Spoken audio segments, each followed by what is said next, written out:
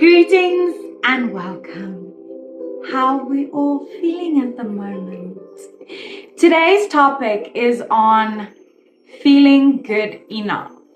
And this is a difficult topic for most of us because we feel like sometimes things hit us left, right, center, and we try and we put in effort and we work and we completely exhaust ourselves, but it just never feels good enough.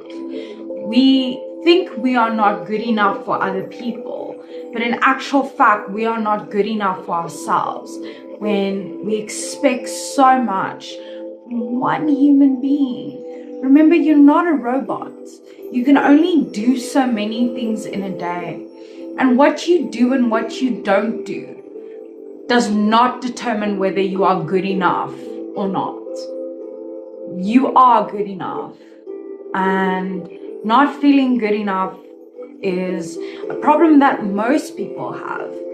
And it sort of makes you feel very self-conscious. You have a lot of self-doubt. And you just feel like you can't reach this expectation. You can't reach the standard that you have set for yourself. And not feeling good enough has great ties with depression. Because when you're depressed, you don't feel good about yourself. You don't feel deserving. You don't feel worthy. And when you don't feel good enough, you don't feel motivated. You don't want to do anything because you think to yourself, what's the point? Nothing I do is good enough anyway. But I'd like to present you with an idea. This idea is known as the glass ceiling. So the glass ceiling is where you are at the first floor of a building and there is a glass ceiling above you, and then there is another self above that, and the difference between the self at the bottom and the self at the top is the self at the bottom is who you currently are, where you currently stand, and who you are at the top is your ideal self. And sometimes we struggle to break the ceiling because we don't feel good enough if we are not our ideal person, if we are not where or who or how we want to be. And it's almost like, because it's a glass ceiling, you can see it. You can see up there that you are the person you want to be, you have achieved, you are successful, but you're at the bottom and you just can't break through that glass ceiling. And what's stopping you from becoming your ideal self is not feeling good enough. And remember, not feeling good enough also has to do with expectations. What you expect from yourself, what people expect from you. And the higher your expectations, the more likely you are to fail. And it just becomes this vicious cycle over and over and over. And you'll never feel good about yourself. You struggle with your worth. And it almost feels like these expectations can never be met, because it's not just other people who are expecting things from you. You are expecting things from yourself. And when you don't achieve them because you're only human, then you feel like it is an attack on your worth, like you are not good enough. And what also makes us feel not good enough is having limiting beliefs, accepting truths and ideas about yourself that are rubbish, that, oh, you're annoying, oh, you're this, you're that, you're this. And we accept it as true. And because we've been criticized so much over and over and over, it makes us feel like we are not good enough. And this also happens when we set standards. And We expect certain things from ourselves. And if we cannot reach the standards that we set for ourselves, we become disappointed.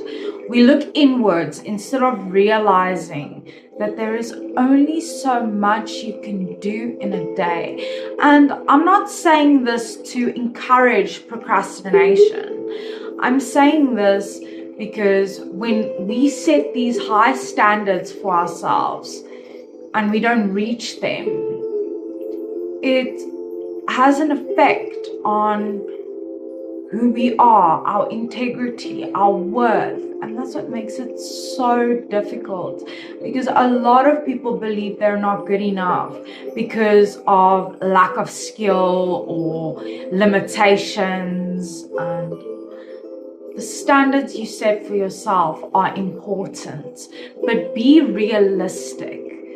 Be realistic in the standards that you set for yourself.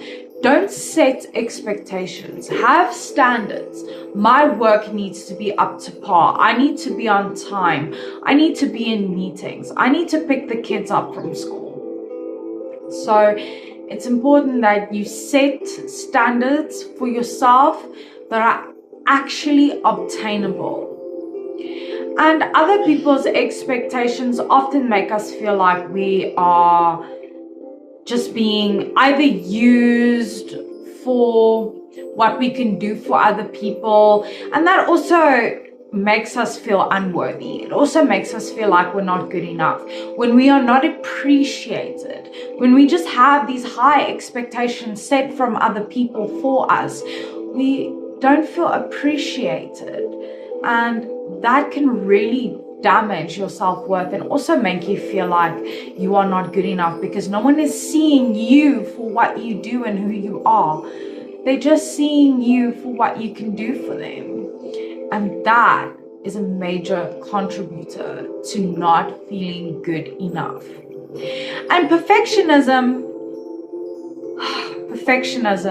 is another aspect of this, because when you are a perfectionist, there is no room for error.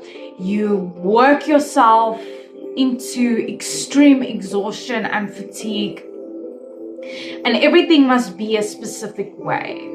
But can I tell you something? Perfection is not obtainable, even though it is expected of us. It's not about being perfect. It's about being permanently better. And that in turn will start making you feel like you're good enough. Perfectionism is very abstract because it's not something that we can achieve. But we are expected to be as close to perfect as possible. And when this happens and you make a mistake, you immediately feel like, oh, I'm not good enough. I don't know what I'm doing. I can't do this. I'm not good enough because you got one thing wrong. But that's how we learn, by making mistakes. And that's how you build on this feeling of worth. And I want to ask you a question. You say you are not good enough. According to who? That's the question I want to ask you. You are not good enough according to who? Because the only person who can determine whether you are good enough or not is you. And if you are determining you are not good enough, for what purpose? And then I want to ask you another question. When did you establish that you were not good enough? Really go back into your past and look at all the rejections and the embarrassment and the shame you went through. Remember, the past has a massive effect.